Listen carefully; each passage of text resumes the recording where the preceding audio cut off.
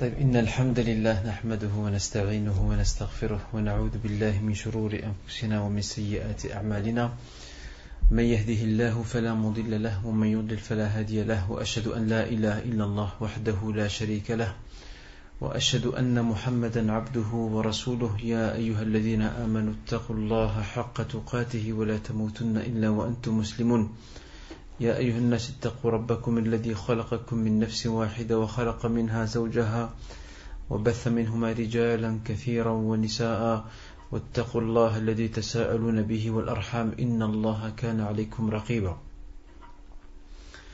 يا أيها الذين آمنوا اتقوا الله وقولوا قولا سديدا يصلح لكم أعمالكم ويغفر لكم ذنوبكم ومن يطع الله ورسوله فقد فاز فوزا عظيما أما بعد فإن أصدق الحديث كتاب الله عز وجل وخير الهدي هدي محمد صلى الله عليه وآله وسلم وشر الأمور محدثاتها وكل محدثة بدعة وكل بدعة ضلالة وكل ضلالة في النار. Mes honorables frères et sœurs, assalamu alaikum wa rahmatullahi wa barakatuh.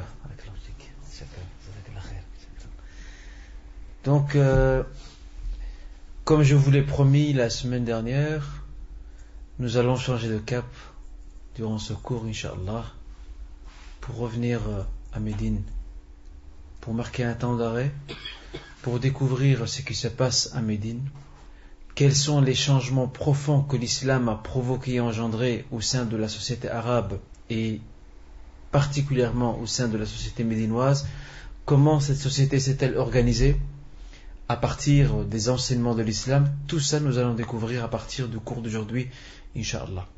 Mais avant de lancer le cours, je commencerai par deux choses. Premièrement, qui aujourd'hui doit faire l'intervention ? Issa. Donc notre frère Issa va aujourd'hui nous faire un petit exposé sur le compagnon Abdullah ibn Rawaha. Et lorsque je commencerai le cours, avant de revenir à Médine, je vous avais promis lors du cours précédent que nous allions nous arrêter aux principaux enseignements que nous pouvons tirer de la bataille des fossés ou bien de la bataille des coalisés. Il y a des enseignements importants, des leçons que nous pouvons tirer de cette bataille, de cet événement qui a changé toutes les données. Et c'est ce qu'on va voir, Inch'Allah, après l'exposé de notre frère. Donc, Issa, falyatafaddal mashkoura. Tu peux venir t'installer après Issa, on va te mettre le micro près de toi. Et tu vas, Inch'Allah, nous faire un cours.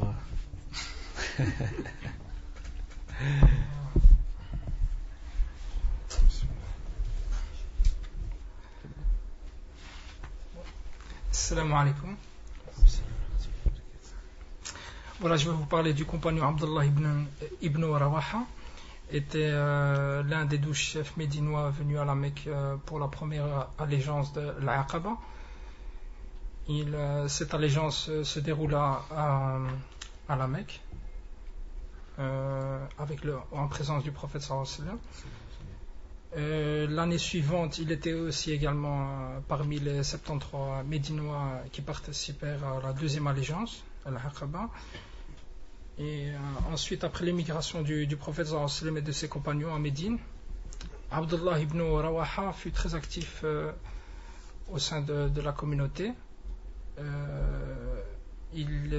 Par rapport à la da'wa, donc c'était quelqu'un qui aimait bien parler de l'au-delà et de la clémence d'Allah subhanahu wa ta'ala. Deuxièmement, il fut entre autres très attentif au stratagème de Abdullah ibn Ubay, l'hypocrite, si bien qu'il déjoua presque tous les stratagèmes. Et 3, il fut un poète éloquent de l'islam. On avait vu aussi lors du cours que Abdullah ibn Rawaha avait composé un poème lors de la construction du fossé. Et que les compagnons et le prophète sallallahu alayhi wa sallam plasmodier, c'est ça, plasmodier, c'est ça quand on fait psalmodier, il chantonnait ici. Voilà, il chantonnait. Donc c'était: ô mon Seigneur, s'il n'y avait pas toi, on n'aurait jamais été guidé. Fais descendre l'apaisement sur nous et raffermis nos pas. Si nous rencontrons l'adversaire, ceux-là nous ont agressés, et s'il venait une épreuve, nous la refusons. Donc voilà, c'était un grand poète. Par ailleurs, il sentit une grande tristesse lorsque le verset de la sourate Les Poètes 224 descendit. وَالشُّعَرَاءُ يَتَّبِعُهُمْ غَاوُونَ. Et quant aux poètes, ce sont les égarés qui les suivent. Mais cette tristesse se dissipa très rapidement lorsque le verset 227 descendit et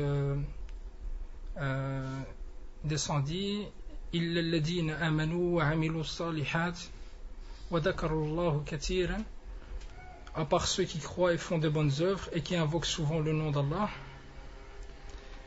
Abdullah ibn Rawaha fit également partie des musulmans qui combattirent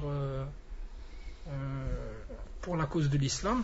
Il prit part à plusieurs batailles, entre autres Badr, Khaybar. Mais c'est à la bataille de Mouta qui fut désigné en tant que chef. C'est l'un des chefs, parce qu'il y en avait trois. Il y avait Zayd ibn Rahita, il y avait aussi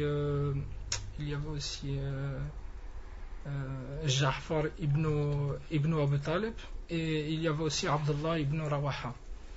Et il fut désigné aussi en tant que chef. Et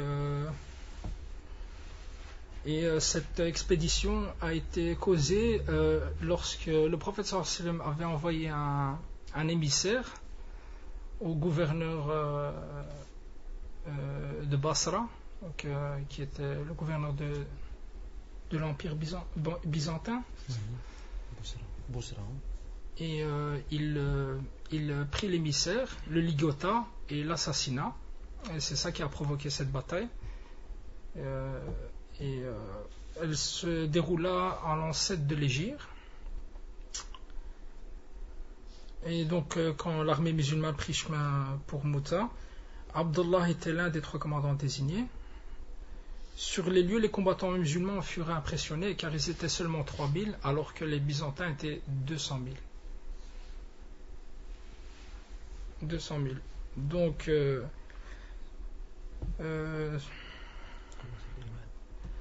la situation était déséquilibrée. Certains musulmans dirent envoyons au messager sallallahu alayhi wa sallam un émissaire pour l'informer sur le nombre des forces ennemies. Ainsi, soit il nous envoie du renfort, soit il nous ordonne d'engager le combat, alors nous obéirons. Sur ce, Abdullah a dit, pour remotiver les musulmans, il a dit par Dieu, nous ne combattons pas nos ennemis par le nombre ou la puissance ou la multitude, nous les combattons qu'avec cette religion dont Allah nous a honorés. Et il a dit allez-y, ce sera soit le martyr, soit la victoire. Et donc la bataille commença, et le premier commandant qui mourut en martyr a été Zayd ibn Rahita. Ensuite ça a été Ja'far ibn Abu Talib, et ensuite ce fut Abdullah ibn Rawaha. Bien sûr, Allah subhanahu wa ta'ala informa Mohammed sallallahu alayhi wa sallam du déroulement de la bataille, et il informait ses compagnons de ces 3 martyrs, et le prophète sallallahu alayhi wa sallam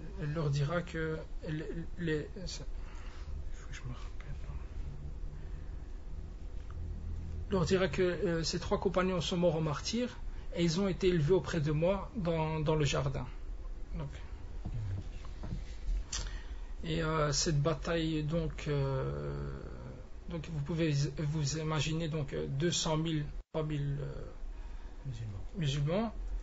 Et le prophète sallallahu alayhi wa sallam avait donné des consignes que si les 3 commandants mouraient en martyr, alors c'était aux musulmans de choisir leur commandant, et ils avaient choisi alors à ce moment-là Khalid ibn Walid, surnommé l'épée de l'islam, et lui il avait réorganisé l'armée. Il avait, si vous voulez, disposé autrement les... comment on appelle ça? Les rangs, en fait. Et si vous voulez, donc ils ont été impressionnés parce que les rangs, les rangs arrière et les rangs avant et ceux sur le côté, ils les avaient disposés comme si c'était sur une ligne, en fait, pour montrer à l'adversaire, en fait, pour faire croire que on avait augmenté les troupes musulmanes avaient reçu un renfort. Et donc ils combattirent et subhanallah ils ont pris la fuite. Et Khalid ibn Walid avait dit de ne pas les poursuivre et de retourner à Médine. Voilà. Barakallahu fikum. Barakallahu fik, en tout cas. J'ai des petites questions, ouais. Peut-être, pour voir si on a suivi. Impeccable, très bien. Donc, je voulais vous poser une question. Quelles étaient après l'émigration du prophète sallallahu alayhi wa sallam, Abdullah ibn Rawaha fut très actif dans 3 points. Je voudrais que vous me les récitez. C'est quoi les 3 points dans lesquels Abdullah ibn Rawaha s'est distingué? Il les a cités dans son intervention.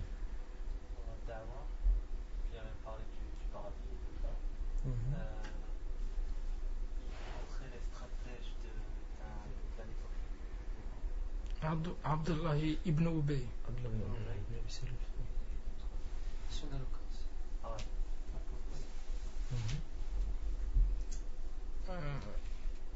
Ça, ce sont les 3 points? Oui, c'est ça.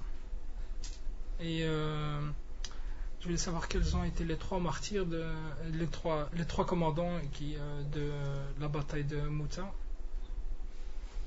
La bataille de Mou'ta, qui étaient les 3 commandants désignés par le prophète sallallahu alayhi wa sallam? Et ils étaient désignés dans un ordre. Mohamed. C'est le premier, c'était qui le premier?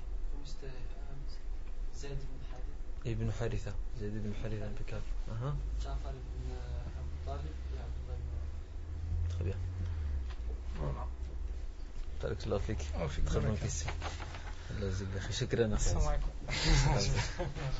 très bien, très bien.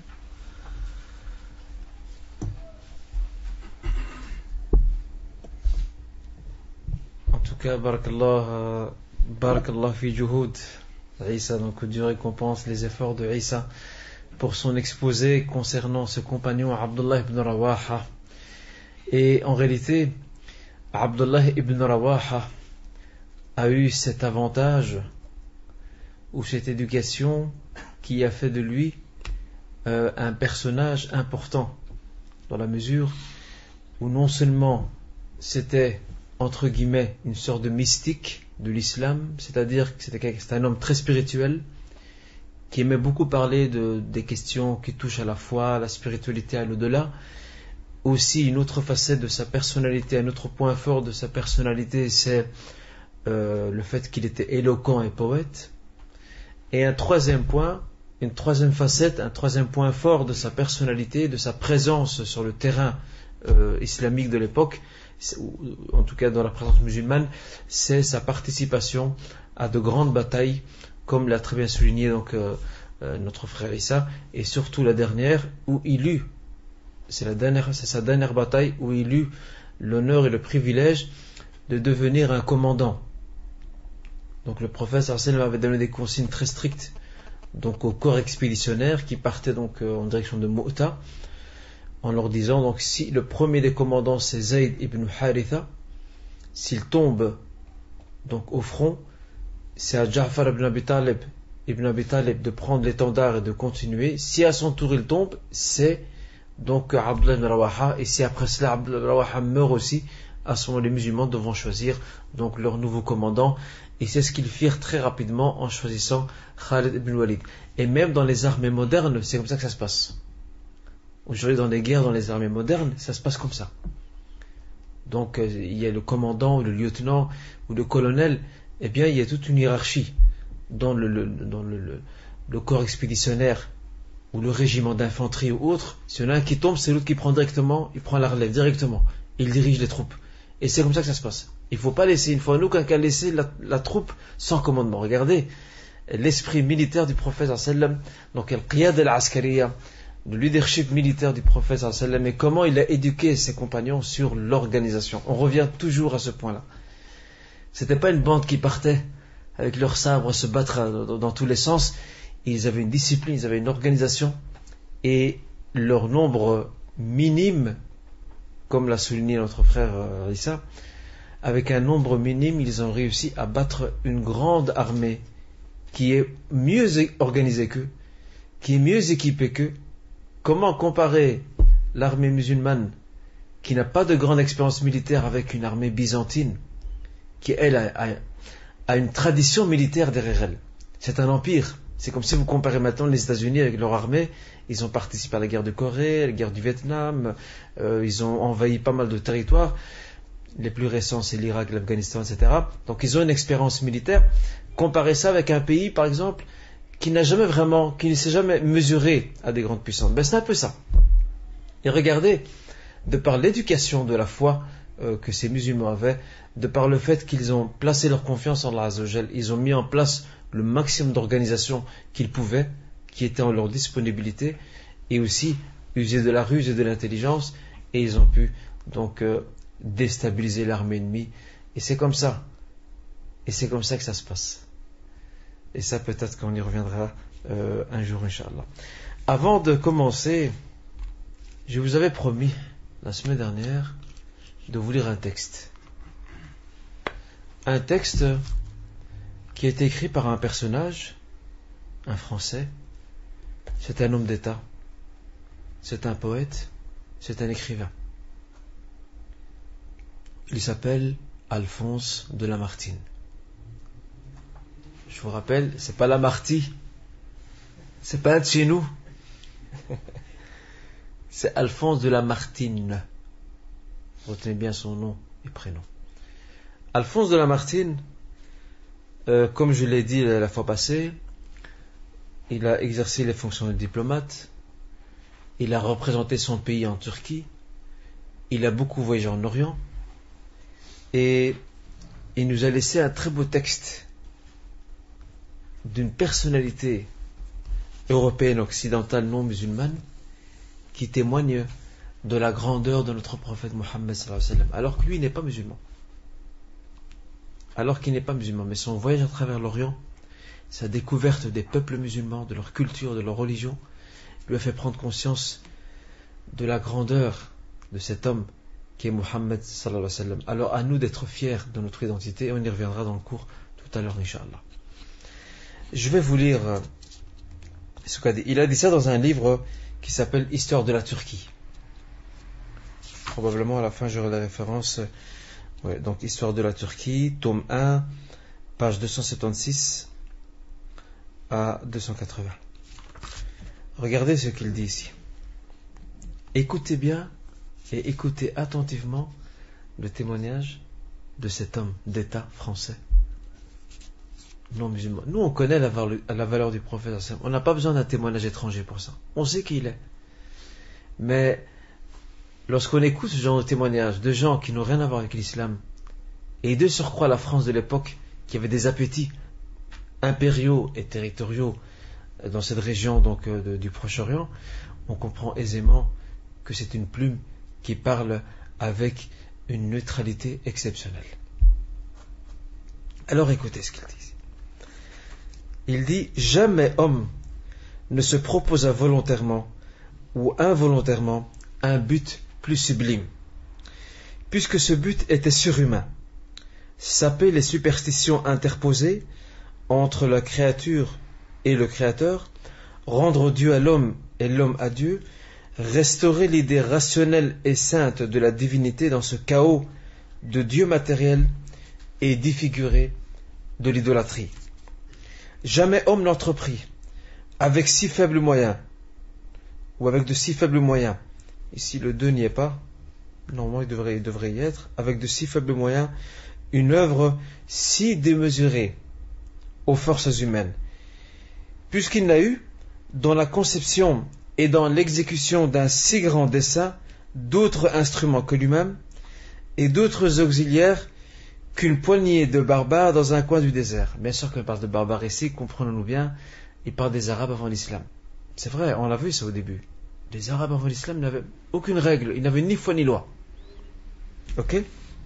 Enfin, jamais homme n'accomplit en moins de temps une si immense et si durable révolution dans le monde, puisqu'au moins de 2 siècles, autrement dit moins de 2 décades, après sa prédication, l'islamisme, donc l'islam, prêché et armé régnait sur les 3 Arabies, conquérait à l'unité de Dieu la Perse, le Khorasan, la Transoxiane, c'est du côté de l'Asie centrale, l'Inde occidentale, la Syrie, puis tout le continent connu de l'Afrique septentrionale, plusieurs des îles de la Méditerranée, l'Espagne et une partie de la Gaule. La Gaule, c'était la France à l'époque.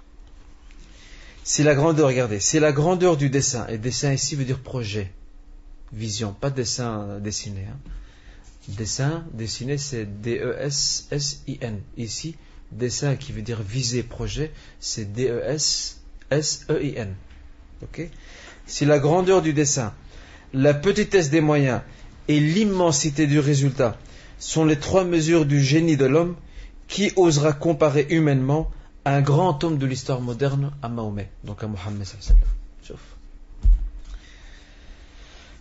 Les plus fameux, donc les grandes personnalités de l'histoire, les plus fameux n'ont remué que des armes, des lois, des empires. Ils n'ont fondé, quand ils ont fondé quelque chose, que des puissances matérielles, écroulées souvent avant eux.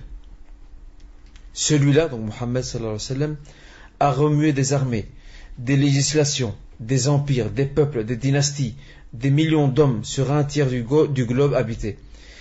Mais il a remué de plus des autels, donc quelque part des divinités, des dieux, des religions, des idées, des croyances, des âmes. Il a fondé sur un livre dont chaque lettre est devenue loi une nationalité spirituelle, qui englobe des peuples de toute langue et de toute race.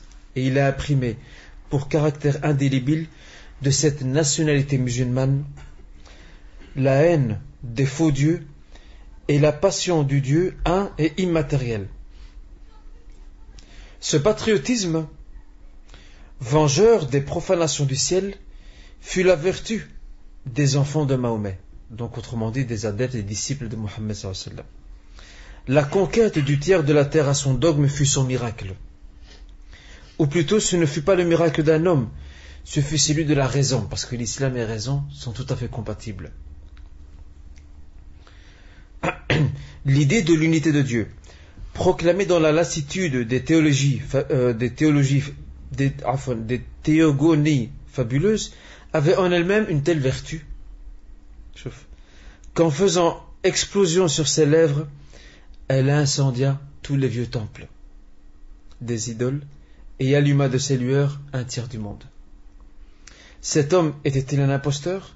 Nous ne le pensons pas, après avoir bien étudié son histoire. L'imposture est l'hypocrisie de la conviction.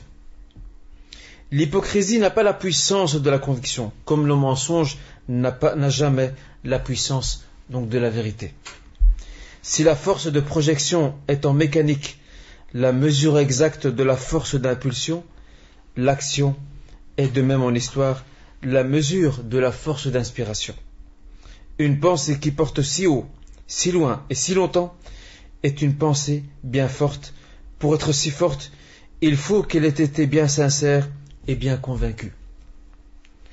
Mais sa vie, son recueillement, ses blasphèmes héroïques contre les superstitions de son pays, son audace à affronter les fureurs des idolâtres, sa constance à les supporter, ici il parle de 15 ans, enfin c'est 13 ans donc à la Mecque, son acceptation du rôle de scandale public et presque de victime parmi ses compatriotes, sa fuite, autrement dit son immigration, sa prédication incessante, ses guerres inégales. On a eu l'exemple avec ce qu'a dit Issa tout à l'heure, guerre inégale. L'ennemi est 3 fois, 4 fois, 10 fois plus nombreux que les musulmans. Ces guerres inégales, sa confiance dans les succès, sa sécurité surhumaine dans les revers. Donc malgré qu'il y ait quelquefois des défaites, il avait confiance. Qu'il y aurait d'autres victoires après, comme dans le cas de Uhud. Sa longanimité dans la victoire, donc il est juste, il est clément. Son ambition toute d'idées, nullement d'empire, sans prière, sans fin. Sa conversation mystique avec Dieu, sa mort et son triomphe après le tombeau attestent, plus qu'une imposture, une conviction. Ce fut cette conviction qui lui donna la puissance de restaurer un dogme. Ce dogme était double. L'unité de Dieu et l'immatérialité de Dieu. L'un disait ce que Dieu est et l'autre disait ce qu'il n'est pas. L'un renversant avec le sabre des dieux mensongers, l'autre inaugurant avec la parole une idée. Philosophe, orateur, apôtre, législateur, guerrier, conquérant d'idées, restaurateur des dogmes rationnels, d'un culte sans image, fondateur de 20 empires terrestres et d'un empire spirituel, voilà Mahomet. Donc Mohammed sallallahu alayhi wa sallam. À toutes les échelles où l'on mesure la grandeur humaine, quel homme fut plus grand? Quel homme fut plus grand? C'est une question qui se soulève. Alphonse de Lamartine, Histoire de la Turquie, tome 1, page 276-280. Je vous l'avais promis. Et il y a d'autres témoignages. Il y a aussi Gandhi également. Vous connaissez Gandhi? Gandhi qui a également parlé du prophète sallallahu alayhi wa sallam. Et on lui a donné un livre de la biographie du prophète sallallahu alayhi wa sallam en 2 volumes. À peine qu'il a terminé un volume, il a déjà émis son témoignage. Comme quoi il n'a pas vu un personnage aussi grand que Mohammed sallallahu alayhi wa sallam. Juste un volume, il n'a pas encore terminé le deuxième. Donc, et je passe d'autres témoignages qui existent donc en la matière. Revenons, Inch'Allah, à notre cours après ce témoignage de Alphonse de Lamartine. Quelles sont les principales leçons, les principaux enseignements que nous pouvons tirer de la bataille des Colisées? La première des leçons, la permission faite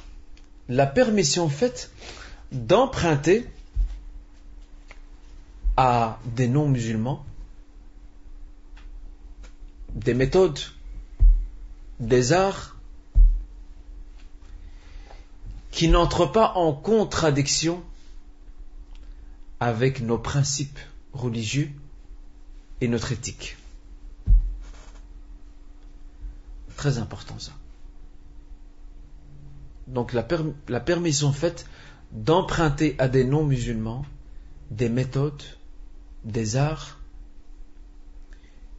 qui n'entrent pas en contradiction avec nos principes religieux et notre éthique musulmane. Et ça, on a l'exemple avec le fossé. Les Arabes ne connaissent pas, dans la guerre, ne connaissent pas le fait de creuser des fossés. Ils ne savent pas ce que c'est. C'est Salman el-Farisi, Salman le Perse, qui a vu ça dans son pays, comme quoi l'armée impériale perse creusait des fossés, des tranchées, dans ses guerres avec les autres, et particulièrement les Byzantins. Alors il a transmis l'information au prophète sallallahu alayhi wa sallam, il a proposé au prophète sallallahu alayhi wa sallam de pouvoir faire la même chose. Qu'est-ce qu'a dit le prophète? Ah non, stop, c'est une bid'a, on ne peut pas faire ça, c'est pas pour nous ça. Ça c'est notre réponse à nous aujourd'hui. Tout ce qui n'est pas islamique, c'est bid'a, automatiquement, c'est innovation. C'est faux. C'est complètement faux. Ça c'est une méthode. Cela s'inscrit dans l'art de la guerre. Ce n'est pas en contradiction avec nos principes religieux et ni non plus avec notre éthique. Et c'est pour cette raison que le prophète sallallahu alayhi wa sallam n'a émis aucune objection. Il a directement accepté. Et retenez bien ces 2 critères, ils sont fondamentaux. Il ne faut pas que ce que nous empruntons aux autres, il ne faut pas qu'il soit en contradiction avec nos principes religieux et avec notre éthique. C'est important ça. Parce que tous les peuples, quelque part, tous les peuples du monde font des échanges entre eux. Tous les peuples. Et même Omar ibn al-Khattab, radiallahu anhu, lorsqu'il est devenu calife, il a emprunté beaucoup de structures administratives, et il l'a emprunté aux Perses.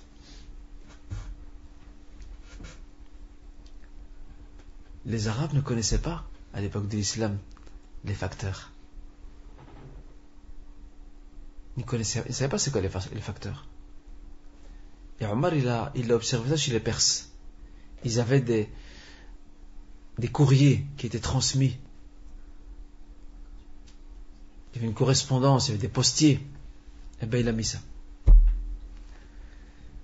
L'armée musulmane, à l'époque du prophète sallallahu alayhi wa sallam, elle n'avait pas de budget.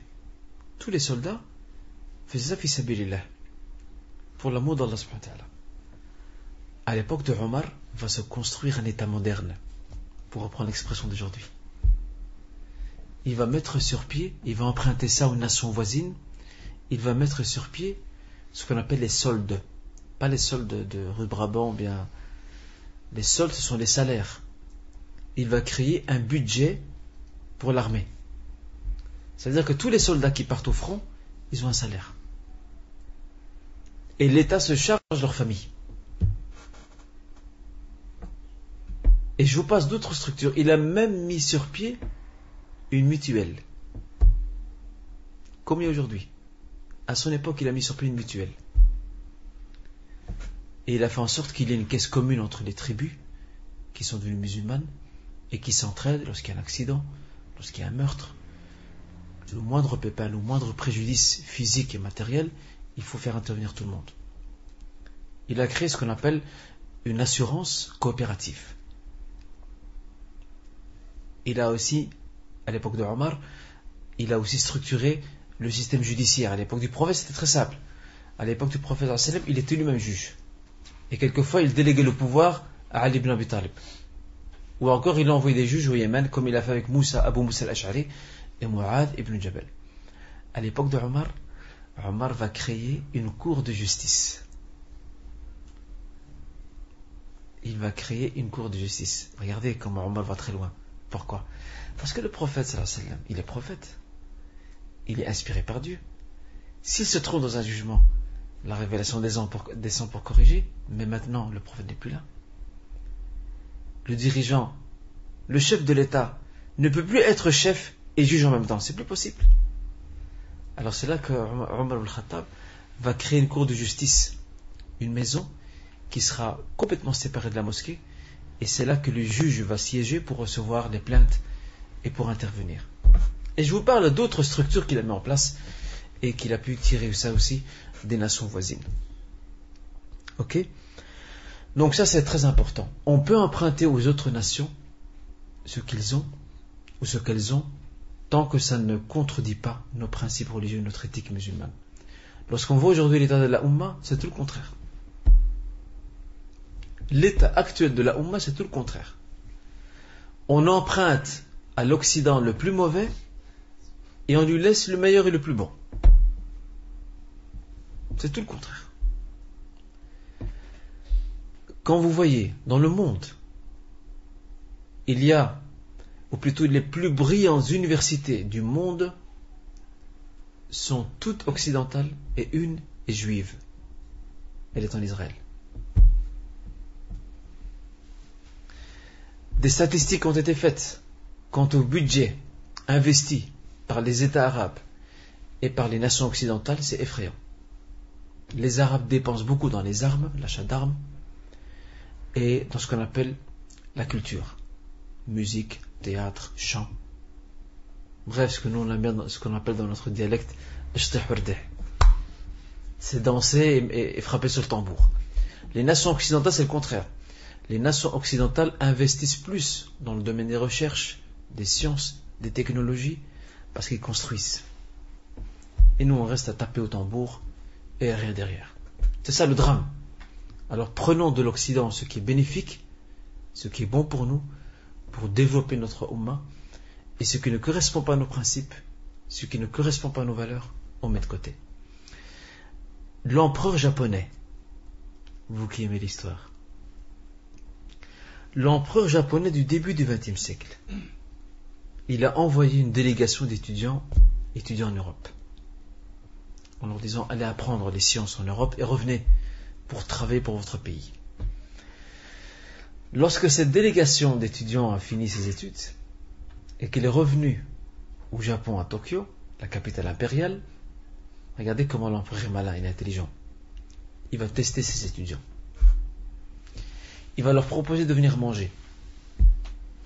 Il leur offre un repas. Et il est choqué. Ces étudiants japonais, soi-disant partis étudier, ils sont plus influencés par la culture européenne qu'autre chose. Dans leur manière de manger, de s'asseoir, de discuter. Il a ordonné de les faire tous exécuter. Vous savez pourquoi? Parce que pour lui, je vous ai envoyé étudier, prendre leur science, pas pour prendre leur culture, leur mode de vie, car prendre leur mode de vie, c'est nous trahir à nous. Regardez. Ça, c'est un polythéiste. C'est un mouchrik. L'empereur japonais est un mouchrik, c'est un polythéiste. Regardez comment il pense. Regardez comment il pense. Pour lui, le fait que ces gens-là, ces étudiants reviennent avec un mode de vie différent du leur, de ce qui leur appartient, c'est trahir ses propres valeurs. C'est une trahison. Passible de peine de mort. Ils ont tous été exécutés. Vous voyez? Regardez. Ça, ce sont des leçons de l'histoire qu'il faut retenir. Donc, ça c'est ce qui est fondamental à retenir comme leçon. L'autre leçon qu'on peut aussi retenir de la bataille des Coalisés, le rôle de la concertation, Shura. Le prophète sallallahu alayhi wa sallam est un grand pédagogue.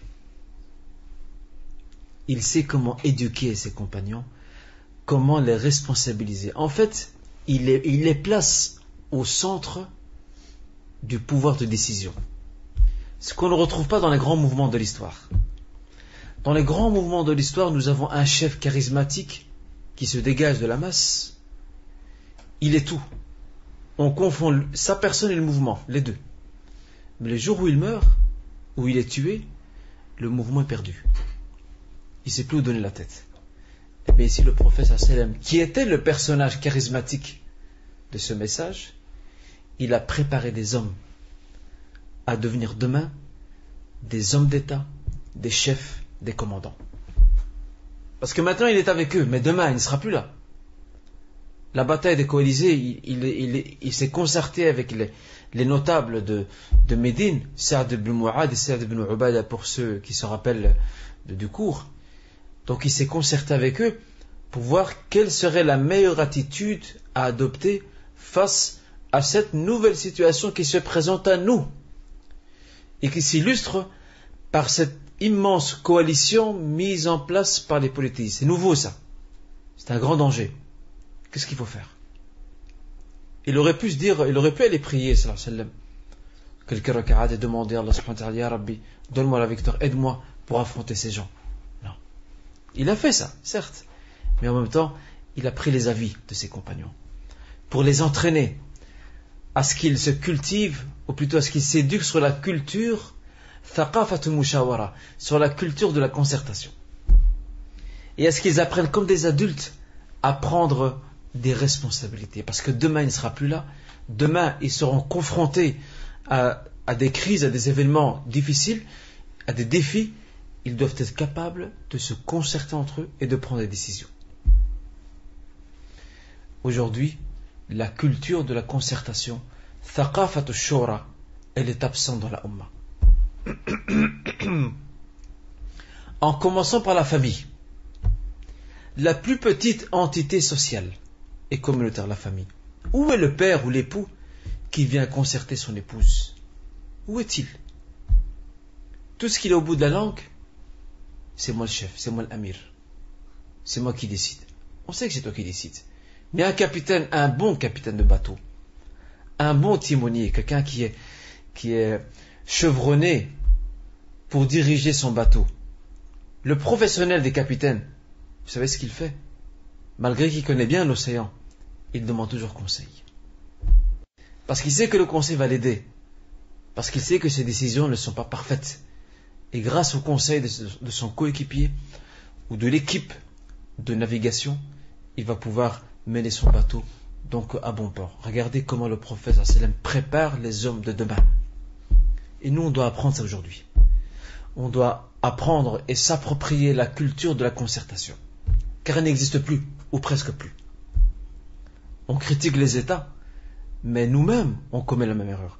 Dans nos mosquées, dans nos associations, dans nos familles, il n'y a pas de concertation. Le gars, il a une idée dans sa tête. C'est ça, c'est pas autre chose. Et même dans certaines associations et certaines mosquées, lorsqu'il y a concertation, ça ressemble au parlement qu'il y a dans nos pays. Ce sont des chambres d'enregistrement. Ils sont là pour applaudir, c'est tout. Ils n'ont pas intérêt à donner un avis. Ou alors ils vont donner un avis, c'est pour donner la couleur du mur. Voilà, le parlement dit, voilà, on va construire une école. Il n'y aura pas quelqu'un dans le parlement qui va dire, ah stop, je suis pas d'accord. Pourquoi une école? On gaspille de l'argent. Construisons une usine. Non, il va dire, ah ben oui, on est tous d'accord. Construire une école, je propose que le mur soit bleu. Voilà. C'est comme ça que ça se passe chez nous. Dans le monde arabe et musulman, c'est comme ça que ça se passe.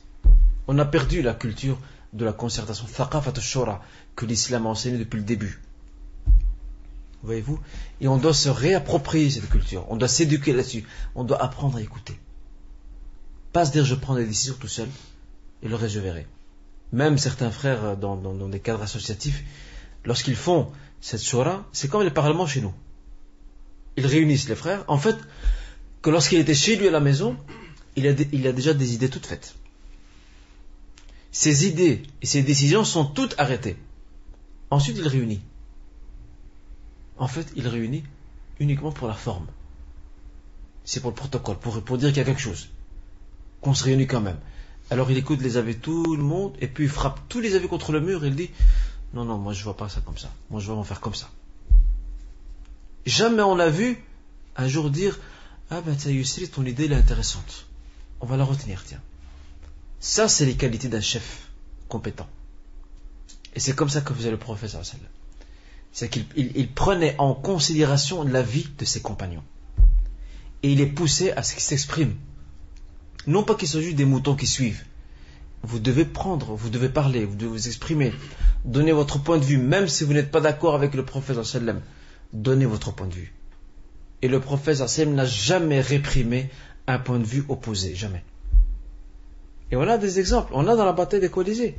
Lorsqu'il a décidé de faire des pourparlers avec Ratafan, ils l'ont dit, très bien, ta décision, ya Rasulallah, c'est quoi? Est-ce que c'est une révélation qui t'est descendue? Ou alors c'est une stratégie qui t'est propre? Ou un avis personnel? On doit savoir pour se situer. Dans les deux cas, on te suivra. Mais on veut savoir. Parce que si c'est le wahy, on ne discute pas. Regardez l'éducation, regardez le tarbiya. Si c'est la révélation, on n'a pas discuté. Mais si c'est ton avis personnel, ton ijtihad, on va donner notre point de vue pour l'améliorer. C'est un peu ça, le mode de pensée donc des musulmans de l'époque. Et c'est ce que nous devons essayer de retrouver aujourd'hui. C'est responsabiliser ceux qui sont autour de nous afin de les préparer à prendre la responsabilité, la relève demain. Et c'est ce qu'a fait le prophète sallallahu alayhi wa sallam lors de cette bataille. Le troisième enseignement qu'on peut tirer de la bataille des Colisées, c'est l'éthique de guerre, la moralité militaire du prophète sallallahu alayhi wa sallam. L'un de ses plus grands soucis, c'est le sort et le devenir des civils. Alors que dans les armées modernes, les civils, c'est leur dernier souci. C'est leur dernier souci, les civils. J'ai expliqué, c'est la fois passée, qu'on parle souvent de crimes de guerre ou de crimes contre l'humanité par rapport à ce qu'ont fait les armées allemandes durant la Seconde Guerre mondiale. Ils ont pillonné des villes, ils ont détruit des villes entières, ils ont rasé des villages de la carte. Ils ont tué des millions de gens, mais les Alliés ont fait la même chose. Et comment cela se fait-il qu'au tribunal de Nuremberg, en Allemagne, lorsqu'on a jugé les chefs nazis, pourquoi on n'a pas aussi jugé des chefs militaires de l'alliance occidentale ou européenne et américaine contre, les Alliés tout simplement? Pourquoi on n'a pas jugé certains de leurs chefs qui eux aussi ont commis des crimes en tuant des civils? Mais ça, c'est la loi du plus fort. C'est comme ça. C'est lui qui dicte les règles. Et bien sans l'islam, on n'a pas ça. On n'a pas de loi du plus fort. On a la loi du plus juste. Il y a une différence entre les deux. Entre la loi du plus fort et la loi du plus juste. Le prophète sallallahu alayhi wa sallam fonctionnait selon la règle de la loi du plus juste. Même lorsqu'il avait le dessus, il était juste envers ses adversaires. c'est comme ça. Alors regardez, son premier souci, ce sont les civils. Il place les enfants, il place les femmes dans une forteresse au sein de Médine, bien protégée, inaccessible à l'adversaire, à l'ennemi, parce qu'il veut les protéger eux en premier, avant de déclencher donc les hostilités. Quatrième leçon qu'on peut tirer, il y en a 7 en tout. Il y a 7 leçons. Quatrième leçon que nous pouvons tirer de la bataille des coalisés, c'est que parmi les qualités d'un chef compétent, c'est l'art de la ruse militaire. C'est d'être capable de diviser le camp ennemi, de disperser le camp ennemi, pour 2 objectifs. Le premier, c'est de l'affaiblir. Et le deuxième, c'est pourquoi pas d'éviter la guerre et d'éviter l'effusion du sang. Et c'est ce qu'a fait le prophète sallallahu alayhi wa sallam. Le prophète sallallahu alayhi wa sallam, il a essayé de faire éclater l'alliance qu'il y avait entre les polythéistes en faisant appel à l'un des représentants de la grande tribu arabe de Ghatafan, en leur disant voilà, on se met d'accord, je te donne le tiers de la production agricole de Médine, et vous vous retirez de l'alliance. Si Ghatafan, qui est le plus grand allié de Quraysh, se retire, l'alliance va tomber à l'eau, elle s'écroule. Sur qui va reposer l'alliance de Quraysh, en dehors de Ghatafan, qui est la plus puissante des tribus arabes? Alors regardez, le prophète sallallahu alayhi wa sallam, contrairement à ce que prétendent les orientalistes et contrairement à ce que prétendent les détracteurs de l'islam, le prophète n'a jamais cherché la guerre. Au contraire, le prophète usait de tous les moyens pour éviter la guerre. Et ça, c'était une de ses stratégies. Diviser le camp ennemi pour l'affaiblir dans le cas où il y a vraiment une guerre, et pourquoi pas, pour faire éclater l'alliance et que chacun rentre chez soi. Et on évite ainsi l'effusion de sang et la perte inutile de vies humaines.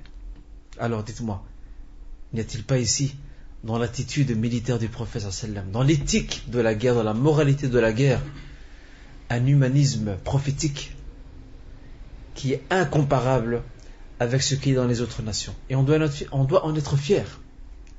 On doit en être fier. À vous de juger et de méditer.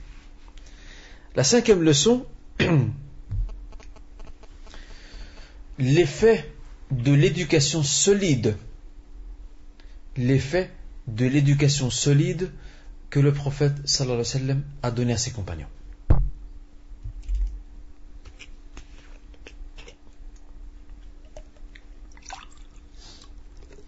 L'effet de cette éducation solide s'est fait ressentir lorsque la tribu juive de Banu Qurayza, qui se situe au sud-est de Médine, a trahi le pacte. En trahissant le pacte, elle fait découvrir le front arrière des musulmans. Donc l'arrière-garde des musulmans est complètement découverte, et la tribu juive qui a décidé de faire alliance avec les polythéistes, avec l'alliance mécoise, donc des Mécois, pouvait frapper les musulmans de derrière. Alors vous imaginez la panique qui a pris les musulmans de se dire on a un ennemi en face et on en a un autre derrière, on ne sait pas ce qu'il va faire. Un coup de poignard dans le dos. Il y a une panique qui s'est créée, il y a une peur qui s'est installée. Et on a eu peur aussi pour les enfants et les femmes qui sont dans la forteresse et qui risquent de se retrouver sans défense. Mais très vite cette peur s'est calmée. Il n'y a pas eu l'effet que la tribu juive et l'alliance polythéiste recherchaient, qui était de déstabiliser l'armée musulmane. L'armée musulmane, s'il n'avait pas été éduquée d'une façon solide, comme l'a fait le prophète sallallahu alayhi wa sallam avec eux, cette armée aurait pu se disperser. Elle aurait pu éclater en 1000 morceaux. Eh bien non. Ils ont retrouvé leur calme, leur sérénité, et ils s'en sont remis à Allah Azza wa Jal pour affronter l'ennemi qui est juste en face, et pour faire attention à ceux qui sont derrière.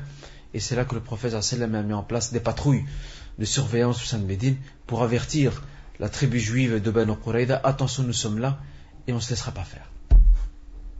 Regardez, ça c'est l'éducation solide, parce qu'une éducation qui est basée sur des slogans, qui est basée sur un excès de zèle, la première épreuve, toute la troupe se disperse, chacun rentre chez lui pour se protéger et sauver sa peau.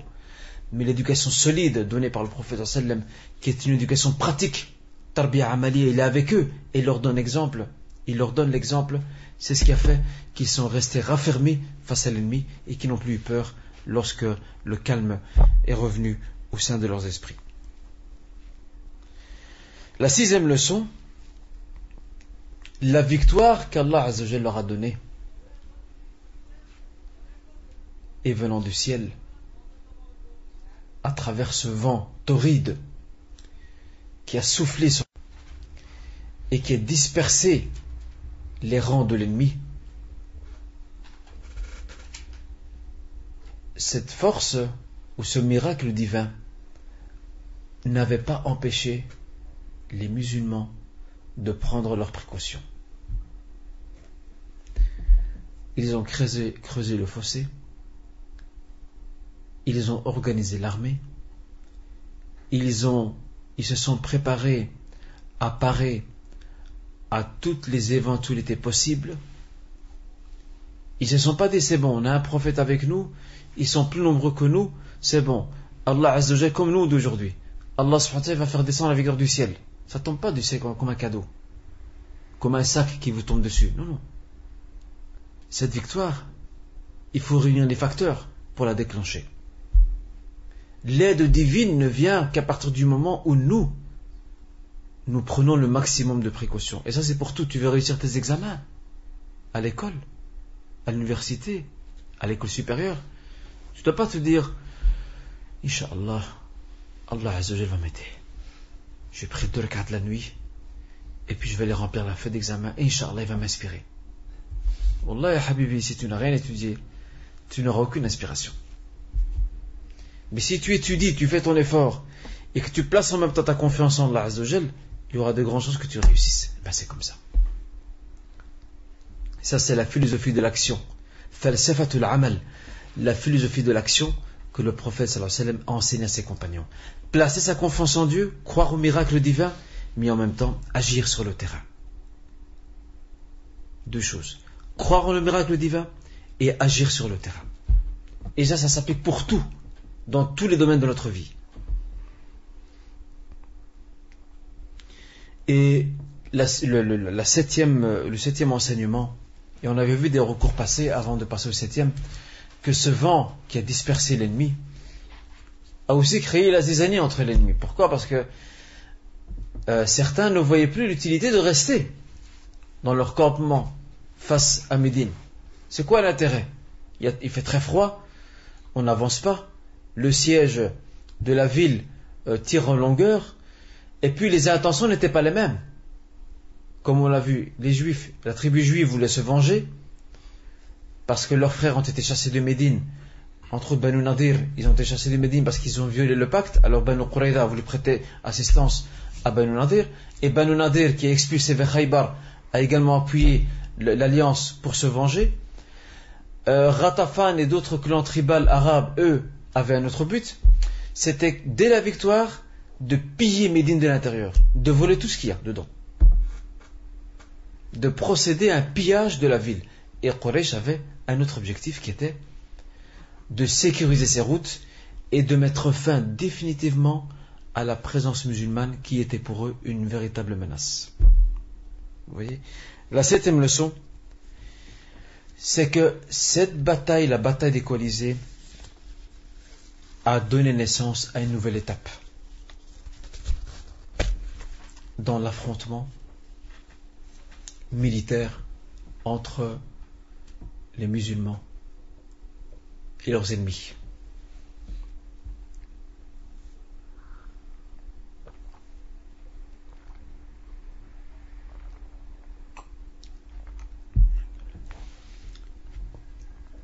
Jadis, les musulmans étaient toujours sur la défensive face à l'ennemi. L'ennemi attaquait, revenait à la charge à chaque fois. Maintenant, c'est fini.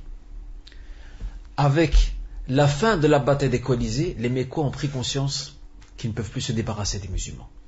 Et les musulmans ont pris conscience de leur force et de leur présence militaire sur le terrain. Maintenant, ils peuvent s'imposer. Vous imaginez, après une immense alliance une immense alliance comme celle menée et dirigée par Quraysh, celle-ci n'a pas réussi à mettre fin à la présence musulmane dans la péninsule arabique, il n'y a pas plus grand que cela. Les Mécois ne savent pas faire plus que ça. Ils ne savent pas réunir plus que cette alliance. C'est la plus grande qu'ils aient faite. Alors s'ils ont échoué ici, c'est qu'ils savent que maintenant ils ne savent plus rien faire. Et les musulmans ont tiré des leçons. Et c'est aussi un enseignement pour nous. Nous devons tirer des leçons, saisir les opportunités de toutes les nouvelles circonstances qui se présentent à nous. Très important. Et c'est ce qu'ont fait les musulmans. Ils ont profité et saisi l'opportunité du changement du rapport de force ou des rapports de force dans l'Arabie. Et maintenant, ils vont être offensifs. Non pas pour aller imposer de force l'islam aux autres, non, mais pour proposer l'islam. Et s'il y a le moindre geste d'hostilité, ils attaquent. Pour se protéger quelque part. Vous voyez? Ça, ce sont les 7 grands enseignements que nous tirons donc que nous tirons de la bataille des coalisés. Je vous avais promis qu'on allait revenir à Médine. Revenons maintenant à Médine. Revenons à Médine et un petit rappel rapide. Vous vous souvenez que lorsque le prophète sallallahu alayhi wa sallam est arrivé à Médine, il n'a pas été se reposer. Il n'est pas parti faire du tourisme pour découvrir un peu la belle ville de Médine, pour se promener et découvrir un peu le pays ou le terrain. Non. Dès qu'il est arrivé, il s'est mis au travail. À l'arrache-pied. Il a posé 3 actes forts. Rappelez-vous de ça. 3 actes forts qui vont changer Médine et qui vont bâtir la nouvelle société musulmane. Le premier acte fort qu'il a posé, c'est en construisant la mosquée de Médine, qui sera le lieu de repère des croyants dans leur relation avec Allah Azza wa Jal. C'est l'espace spirituel où les musulmans se réuniront pour prier ensemble, alors qu'à la Mecque, ce n'était pas possible. À la Mecque, ils priaient dispersés et dans des maisons. Là, maintenant, ils ont un lieu. Ça, c'est l'organisation de la relation de la communauté avec Allah Azza wa Jal à travers la construction de la mosquée. Aussi, l'autre acte fort, le deuxième acte fort que le prophète sallallahu alayhi wa sallam marque et pose, c'est l'organisation intracommunautaire. Dès qu'il arrive, il met en place un pacte. Il institue un pacte de fraternité entre les muhajirines, les immigrants, les Mécois, qui viennent sans rien, et les Médinois, les Ansar, qui les accueillent chez eux, afin de faire fondre ces 2 entités dans une seule entité, de créer une nouvelle communauté, une nouvelle nation. Et troisième acte fort qu'il va poser dès son arrivée à Médine, il sait qu'il y a une communauté juive importante, il sait qu'il reste encore quelques polythéistes, très très rares, mais ils sont encore là. Il va organiser la relation extra-communautaire. C'est-à-dire la relation extérieure de la communauté avec les autres communautés présentes à Médine. Et ce, en établissant ce qu'on appelle la charte de Médine, Wathiqatul Medina, la première constitution de l'État dans l'histoire de l'humanité. Chaque État a une constitution. Eh bien, cette charte, c'était la constitution de l'État musulman de Médine. Comment gérer, comment faire cohabiter 3 entités. L'entité musulmane qui est majoritaire, l'entité juive qui est assez importante et l'entité polythéiste qui est très minoritaire. Le prophète ainsi jette les bases d'un État multiconfessionnel sous la coupole de l'islam. Et la charte de Médine va servir de référence, comme je l'ai dit lorsqu'on a parlé de ça, elle va servir de référence à tous les juristes de l'islam qui vont s'intéresser à la relation de la Ummah avec les minorités religieuses présentes en terre d'islam, chrétiennes, juives et même bouddhistes et hindouistes du côté de l'Inde, lorsque les musulmans arriveront là-bas. Et toutes les dynasties musulmanes, tous les États musulmans qui vont succéder à l'État islamique du prophète sallam et à celui des 4 califes bien guidés, tous ces États vont s'inspirer de la charte de Médine et de celle de Omar, et j'en avais parlé la fois passée, de celle de Omar aussi. Ils vont tous s'inspirer dans l'organisation de la relation avec les communautés religieuses et les minorités religieuses présentes en terre d'islam. Ce que certains ont appelé aujourd'hui, ils ont appelé ça la dhimmitude. Ça vient de Ahlul-Dhimma. Ahlul-Dhimma, Al-Dhimma, c'est celui qui entre sous ta protection. Il paye un impôt et il passe sous ta protection. Un terme français aujourd'hui qui a été utilisé pour ça, on appelle ça la dhimmitude. Et je pense que c'est un terme orientaliste, qui n'est pas faux quelque part. La dhimmitude, ce sont des communautés religieuses qui entrent sous la protection de l'État musulman et leur garantit le culte, la préservation de leurs biens et de leurs personnes, en échange de quoi ils payent un impôt, une sorte de tribut, un impôt, et l'État s'engage à les protéger. Et ça, cette théorie, malgré les négateurs, cette théorie de la dhimmitude existe encore aujourd'hui. Elle existe encore aujourd'hui. Même les sociétés occidentales, dans toutes les sociétés occidentales, il y a des minorités religieuses. Nous, musulmans ici en Belgique, on est une minorité. Et il est prévu dans la Constitution que les musulmans aient des droits pour organiser leur culte. Et les impôts que nous payons à l'État, une partie de ces impôts sont censés être dirigés vers l'organisation du culte. Donc cet impôt-là nous revient quelque part à travers l'organisation du culte musulman. Idem pour les juifs, idem pour les catholiques, les protestants également, et même les laïcs aussi. Ils ont droit à leur, selon leur confession philosophique, ils ont droit à l'organisation, non, parce que la laïcité n'est pas un culte, c'est une pensée, c'est une idée, c'est une doctrine, mais eux aussi ont leurs structures qui leur sont propres. Regardez, cette notion de dhimmitude, avec quelques différences certes, existe encore aujourd'hui. Donc, ce sont les 3 actes forts que le prophète sallam a posés dès son arrivée à Médine. Et lorsqu'il a organisé la relation avec les autres communautés, c'était dans le but d'ériger, de mettre en place, en plus de la cohabitation, la paix civile et sociale. La paix civile et sociale au sein de la cité. C'était ça le but. Mais vous devez savoir que l'organisation de Médine ne s'arrête pas à ces 3 actes forts. Parce que maintenant, les circonstances sont complètement différentes par rapport à la Mecque. À la Mecque, les musulmans étaient minoritaires, persécutés, humiliés. À Médine, la donne a changé. Les musulmans sont majoritaires. Ils ont un État. Ils sont en train de construire une société. Et de ce fait, vu qu'ils ont maintenant un État et que la majorité des citoyens de Médine adhèrent à l'islam, donc ce sont des adhérents de l'islam, à part la minorité juive et aussi les quelques politistes restants, c'est le moment adéquat pour que la révélation divine fasse descendre la législation détaillée. À la Mecque, il n'y avait pas beaucoup de versets législatifs. Très peu. Parce que les musulmans n'ont aucune structure, ils sont minoritaires. À Médine, c'est différent. À Médine, il y a un État et il y a une société naissante. Et c'est pour cette raison que lorsque vous retournez aux sourates médinoises, vous verrez qu'elles accordent une très grande importance au côté législatif. Parce qu'il faut organiser la vie maintenant à Médine. C'est une société maintenant. Il faut l'organiser, il faut la bâtir.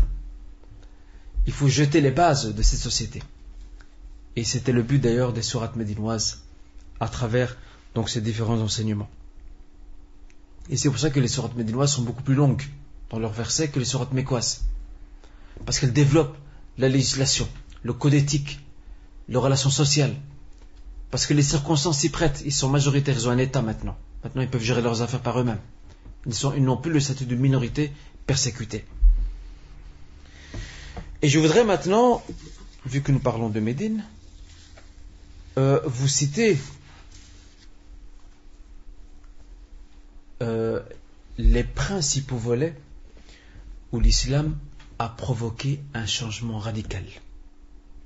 L'islam a procédé à une réforme profonde de la société arabe de l'époque. Profonde. Mais pour réussir, écoutez bien, pour réussir ces changements radicaux et pour mener à bien cette réforme profonde que l'Arabie n'a jamais connue de sa vie, il y a des facteurs qui ont joué là-dedans. Et ces facteurs sont les suivants. Il y en a 3 en tout. Le premier des facteurs, c'est la pureté de la nature première des Arabes. Al-Fitra. Salamatul Fitra. Al-Fitra, nature première qu'ils avaient, elle était pure. Les Arabes n'étaient pas, malgré qu'ils étaient indisciplinés, ce n'étaient pas des gens compliqués, difficiles. Même leurs croyances fausses, leurs croyances polythéistes, païennes, n'étaient pas une croyance compliquée, comme celle des chrétiens ou la philosophie grecque qui y a pénétré, donc la philosophie païenne grecque qui a pénétré, où il y a des théories philosophiques qui appuient et étayent la croyance chrétienne polythéiste, surtout dans la notion de la Trinité. Les Arabes n'avaient pas ça. Les Arabes, ils avaient une croyance païenne d'héritage. Et c'est pour ça que dans certaines traditions on dit qu'on a un jour interrogé un Arabe de l'époque, on lui a dit: combien de divinités adores-tu? Regardez le Fitra. Il dit: j'en adore 7. 6 sur terre et 1 dans le ciel. Voilà. 6 sur terre et 1 dans le ciel. Regardez le Fitra. C'est très simple chez eux. La croyance, elle n'est pas compliquée. Et c'est pour ça que le Coran n'a pas eu du mal à réfuter leurs arguments. Parce que c'est une croyance qui n'est pas philosophique. Elle est très simple. Mais ils sont bornés. C'était ça leur problème. C'est des gens bornés. Tu lui dis: fais ça. Ah non, mes ancêtres, c'est pas ce qu'ils faisaient. Ils faisaient le contraire. Vous voyez? Donc, Al-Fitra, elle était salima, elle était pure. Leur croyance n'était pas compliquée, n'était pas complexe comme celle des chrétiens. Un autre élément qui démontre aussi que leur fitra était, leur nature première était saine, c'est qu'il subsistait en eux de nobles valeurs morales. Les Arabes, malgré que c'était des gens barbares, sauvages, mais ils avaient encore de très nobles valeurs morales. Et parmi ces valeurs morales, la fierté. Les Arabes n'acceptaient jamais l'humiliation, jamais. Et l'islam va récupérer la notion de fierté, mais va l'inscrire dans l'islam.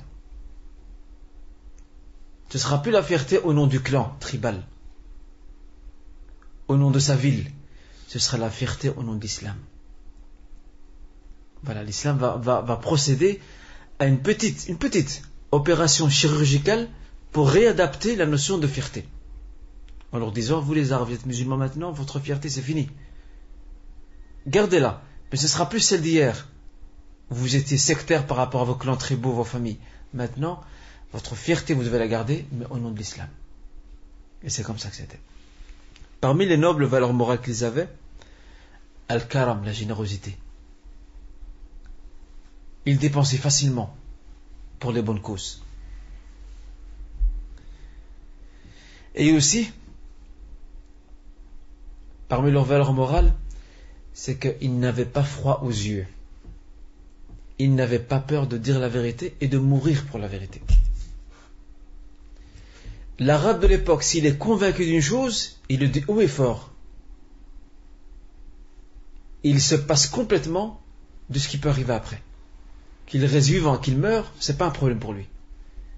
Mais il ose clamer haut et fort la vérité. Et lorsqu'il est convaincu d'une chose, il ne fait plus marche arrière. Et ça a beaucoup aidé au changement profond que l'islam a provoqué. Et c'est pour ça qu'on comprend la parole d'Abu Sufyan lorsque Héraclius, l'empereur byzantin, lui a demandé: y a-t-il des récidives chez les musulmans? Ceux qui adhèrent au message de cet homme que vous dites qui s'appelle Mohammed, y a-t-il des récidives, c'est-à-dire y a-t-il des hommes et des femmes parmi eux qui reviennent sur leur pas, qui nient leur foi? Il leur a dit non. Abu Sufyan aurait pu mentir, il a dit non. Lorsqu'il devient musulman, il reste.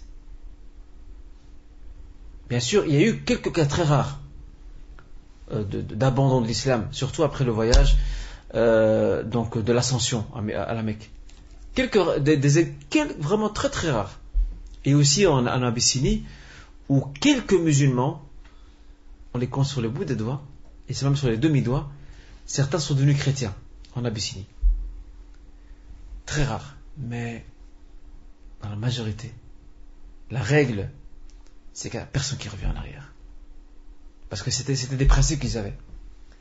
Lorsqu'ils sont convaincus d'une idée, d'une pensée, ils ne font plus marche arrière. Et ça a joué à l'avantage de l'islam pour faire avancer les réformes et les changements.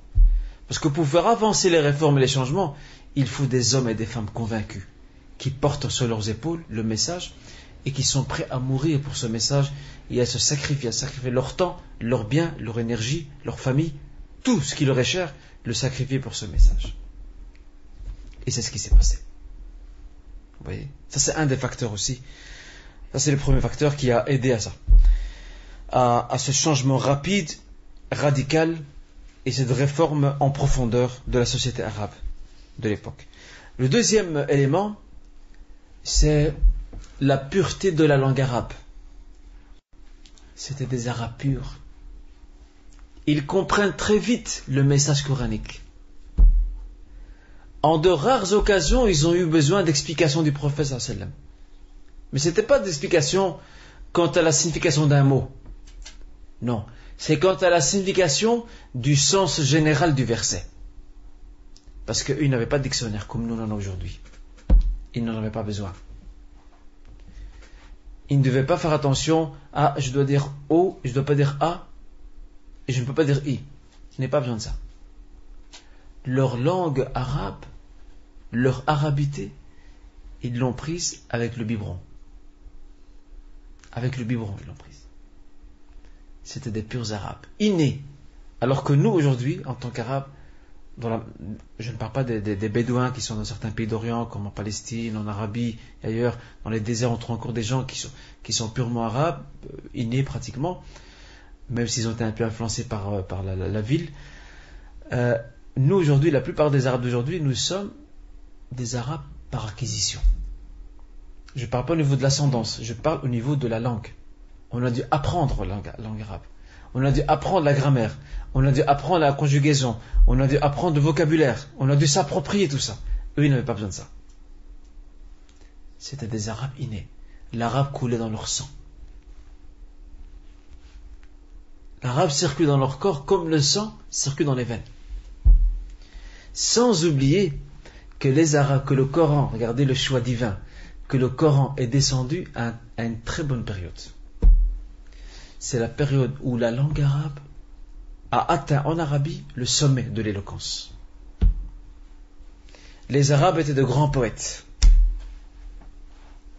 de grands rhétoriciens. Et c'est à ce moment-là que le Coran est descendu. Autrement dit, le Coran, les Arabes de l'époque, lorsqu'ils écoutaient le Coran, ils avaient l'impression d'être envoûtés par le Coran. Nous, on lit le Coran en arabe aujourd'hui, mais ça ne fait pas grand-chose. Eux, à l'époque, c'était un coup de saumon, le Coran. Ça leur tombait dessus. Ils étaient subjugués et impressionnés par la force de la rhétorique du Coran, l'éloquence du discours coranique.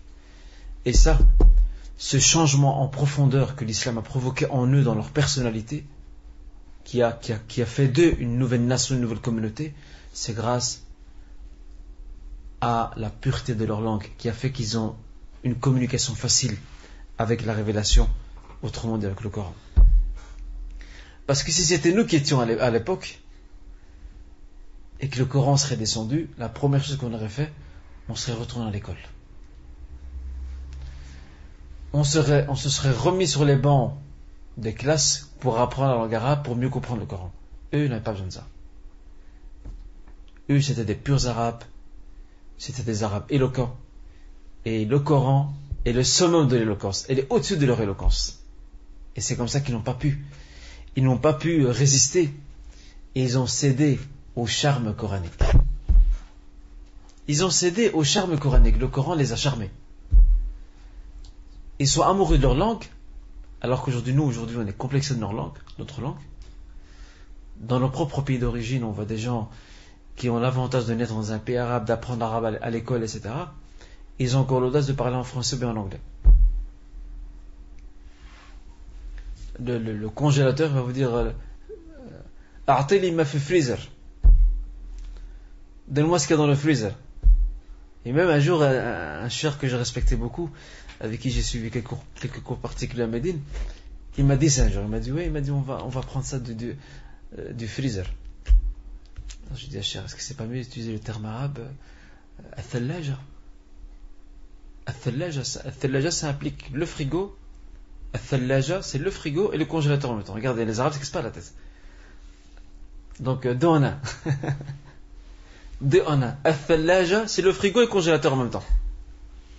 Pourquoi emprunter des termes qui sont étrangers à la langue, sauf nécessité? Pourquoi faire ça? Et ça, c'est le complexe de l'arabe d'aujourd'hui. Il est complexé par rapport à sa propre langue. Et c'est pour ça, d'ailleurs, que le plus grand maître de la langue arabe en ces temps-ci, ce ne sont pas des Arabes. La plupart sont des Indiens. Ils sont fous amoureux de la langue arabe. L'un des plus grands poètes de l'islam et de la langue arabe à cette époque contemporaine, il est décédé à la fin des années 90. Il a écrit un très beau livre sur les récits des prophètes qui s'appelle Qasas al-Nabiyyin. En arabe, il l'a écrit. Il faisait partie de la Ligue internationale de la littérature islamique. C'est un Indien. Et c'est un grand poète. Et c'est un homme qui est amoureux de la langue arabe. Il aime la langue arabe plus que sa propre langue. Et nous, on est des gens complexés. On a une richesse. La langue arabe est une richesse. Et on passe à côté. Donc, la langue arabe a joué un très grand rôle, qui leur a permis de comprendre, de capter la profondeur du message et de pouvoir le porter et aussi de le traduire dans les actes. L'autre élément qui a permis ces changements radicaux et ces réformes en profondeur, c'est l'exemple parfait et intégral que représentait le prophète sallallahu alayhi wa sallam. Al-Qudwa al-Mutlaqa wa al-Shamila. Le prophète sallallahu alayhi wa sallam était un exemple parfait et intégral. Ils ont besoin de ça. Pour pas que les enseignements restent abstraits, que cela ne reste que de la théorie, il faut un homme qui donne l'exemple et qui traduise dans ses actes ses enseignements, et c'est ce qu'a fait le prophète sallallahu alayhi wa sallam. Dans tous les faits de sa vie, il a tout traduit dans ses actes. Et c'est pour ça que Aïcha, lorsqu'on l'a interrogé, on lui a dit quel était le comportement du prophète sallallahu alayhi wa sallam, elle a répondu tout simplement kana khuluquhul Qur'an. Son comportement c'était le Coran. C'est comme un Coran qui marche sur terre. C'était ça. Sans oublier l'effet magnétique que le prophète exerçait sallallahu alayhi wa sallam sur ses disciples. Il exerçait un effet magnétique. Il attirait vers lui ses disciples et même ses adversaires. Même ses adversaires étaient attirés par lui. Et ça c'est important. Pour faire avancer les changements, les réformes, il faut un exemple concret qui fraye les chemins, et il faut un homme fort, une personnalité forte qui a un ascendant sur ses disciples et qui exerce cet effet magnétique qui fait que les musulmans vont prendre exemple sur eux dans tout, et grâce à ça ils vont très vite réformer leur société et vont eux-mêmes changer très vite. Voilà. Des siècles de décadence ont été balayés en 23 ans. C'est quoi 23 ans? C'est rien du tout 23 ans. En 23 ans, l'islam a effacé des siècles de décadence, des siècles de errance. Regardez, le poids aussi du prophète sallallahu alayhi wa sallam, en plus des autres facteurs que je vous ai cités il y a quelques instants, le poids de sa personnalité a joué un grand rôle dans le changement, dans la réforme profonde qu'il a exercée au sein de la société médinoise. Bien sûr, ce côté législatif détaillé a besoin de structures et d'institutions qui vont pouvoir organiser la bonne application de ces enseignements législatifs qui vont descendre dans la période médinoise, et c'est ce qu'on va découvrir la semaine prochaine. Et avant de découvrir ça la semaine prochaine, on va découvrir les principaux domaines où l'islam a provoqué de grands changements, de grandes réformes. Je vous donne déjà les titres maintenant, comme ça vous découvrirez les détails au cours prochain, Inch'Allah. Le premier domaine dans lequel l'islam a provoqué un changement radical et une réforme profonde, c'est le domaine de la croyance. Le deuxième domaine, c'est celui de la perception identitaire. Et le troisième domaine, c'est le nouveau système de vie que l'islam a édifié et érigé et que les Arabes musulmans, bien sûr, ont adopté et qui a changé le cours de leur vie. Tout ça, on va découvrir, Inch'Allah, au cours prochain, si tout va bien. Barakallahu fikum, et je vous dis assalamu alaikum wa rahmatullahi wa barakatuh. Y a-t-il une ou deux questions par rapport au cours d'aujourd'hui? S'il n'y a pas de questions, eh bien, comme dit l'expression, pas de nouvelles, bonne nouvelle. Donc petit à petit, on entre à Médine. Là maintenant, on parle des grandes réformes. Et petit à petit, on va découvrir les structures qui étaient en place donc, à Médine et qui ont organisé la vie au quotidien là-bas, Inch'Allah. Et vous allez voir que les musulmans étaient des gens très évolués.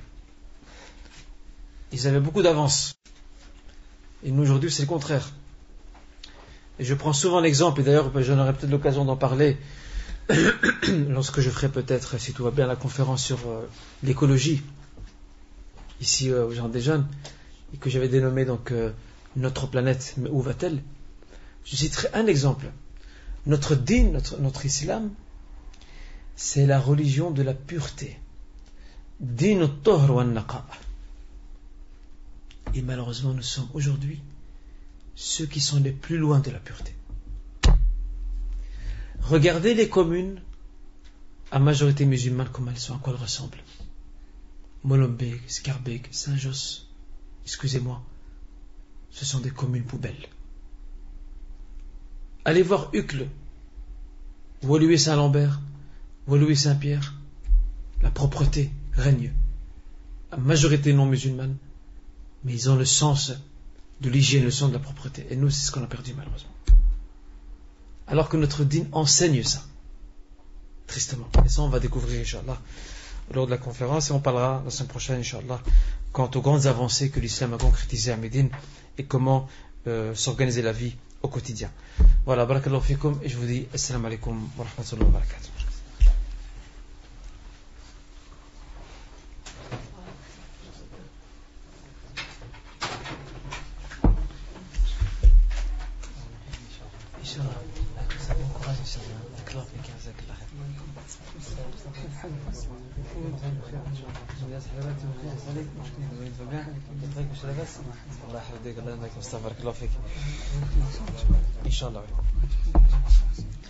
Pour ceux qui veulent prier, les frères, on va prier maintenant donc l'Isha, maintenant ici. Comme ça vous rentrez, Inch'Allah, allez chez vous. Inch'Allah. Ceux bien sûr qui veulent prier, qui ont nos ablutions, on priera maintenant, Inch'Allah. Ouais. Et on rappelle qu'il y a aussi conférence à la mosquée Al-Mouahidine du frère Rachid Haddash. C'est à quelle heure la conférence? C'est après la prière de l'Isha, donc à la mosquée Al-Mouahidine rue Tivoli, dans le coin, donc, à Laken. Voilà. Et c'est vendredi, c'est vendredi prochain, donc après-demain, Inch'Allah.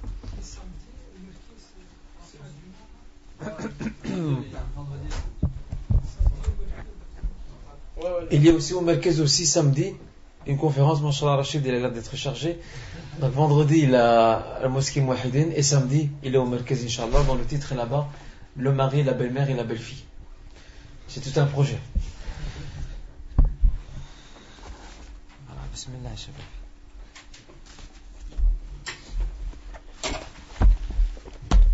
في ما تقولش يا شباب.